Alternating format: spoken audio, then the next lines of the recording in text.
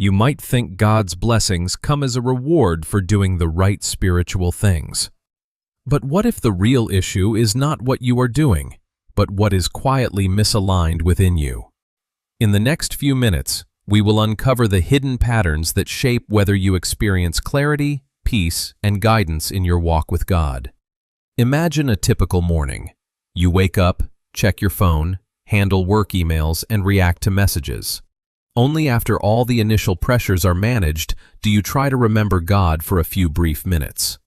On the outside, you are living a life of faith, but inside, there's a subtle feeling. Why don't I feel God's guidance clearly? You haven't lost your faith. It's just a quiet uncertainty about whether you are truly aligned or not. This video isn't about telling you that you're doing everything wrong. Instead, it's here to help you identify the tiny misalignments that can change your entire spiritual experience. Things that aren't loud, but deeply affect how you perceive His leading. If this resonates with you, let me know in the comments. We are going to start by looking at something very simple, but often overlooked: the order in which we place God in our daily lives, and how that quietly shapes everything else. Most of us live with this lingering sense that God is distant, or that somehow He's stopped leading our lives. But I want you to look closely at your morning routine.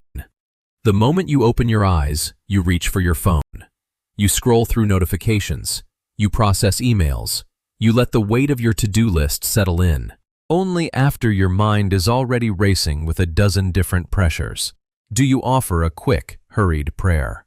We do the same thing with our careers. We crunch the numbers. We finalize the plan. We sign the contract. And then we say, God, please bless this decision. Here is the truth. The problem isn't that you aren't seeking God. The problem is that you're seeking Him after the ink has already dried. You don't lack direction.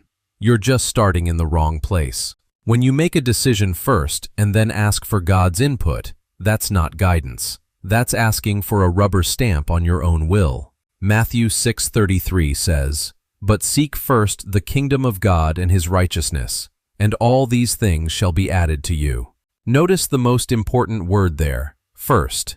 Seeking God isn't a religious ritual to check off a list. It's the starting point of all awareness. If God isn't the beginning of your day, He can't be the pilot of your results. Wrong order, wrong experience. And when God is no longer first, something else quietly takes control. We often spend months, even years, asking God for a clear sign. But the truth is, we are usually ignoring what He told us a long time ago. It's not confusion, it's hesitation. You know you need to forgive that person, but you wait. You know you need to change that habit today, but you wait for a better time. We delay because we want a guarantee. We want a detailed map, a complete roadmap. But God doesn't show you the full picture. He gives you the next step. When you refuse to move until you can see the whole path, that isn't faith. That's control. Delayed obedience is really just a polite way of saying no. James 1:22 tells us, "But be doers of the word, and not hearers only, deceiving yourselves." It's not a lack of faith, it's a fear of the outcome. The fear of not being in control is what creates the blockage. You don't need more information. You need the courage to act on what you already know. And when obedience is delayed, connection with God slowly becomes distant. You're still praying, but you're no longer connecting. For many of us, prayer has become a reaction to our problems rather than a relationship with our Creator. We reach out only when things go wrong, when the bills are due, or when our hearts are breaking. We fill the air with our requests and our worries, but we leave no space to actually listen. A relationship cannot grow in a rush. When your prayer life is limited to a few hurried words before sleep, you are treating God more like an emergency service than a father. The modern world doesn't lack prayer. It lacks stillness. We fill every silent gap with noise and busyness, and then we wonder why God feels so distant. The truth is, He hasn't moved. Your connection is simply being drowned out by your own life. Philippians 4:6-7 reminds us, "Be anxious for nothing, but in everything by prayer and supplication, with thanksgiving, let your requests be made known to God. And the peace of God, which surpasses all understanding, will guard your hearts and minds through Christ Jesus. That peace only arrives when you stop. If you don't create space for silence, you will never feel His hand on your shoulder. And when connection weakens, your perception begins to shift. Right now, you might be asking yourself, is this me? You realize you're still reading the Word, you're still showing up, and you're still praying every day. You've been putting in so much effort, but why does that feeling of emptiness and confusion still remain? The truth is, the issue isn't your effort. It's not about what you are doing. If the issue is not what you're doing, then what is it? You're not lacking. You're holding. Most of us live in a constant fear of not enough. You don't help because you're afraid to lose time.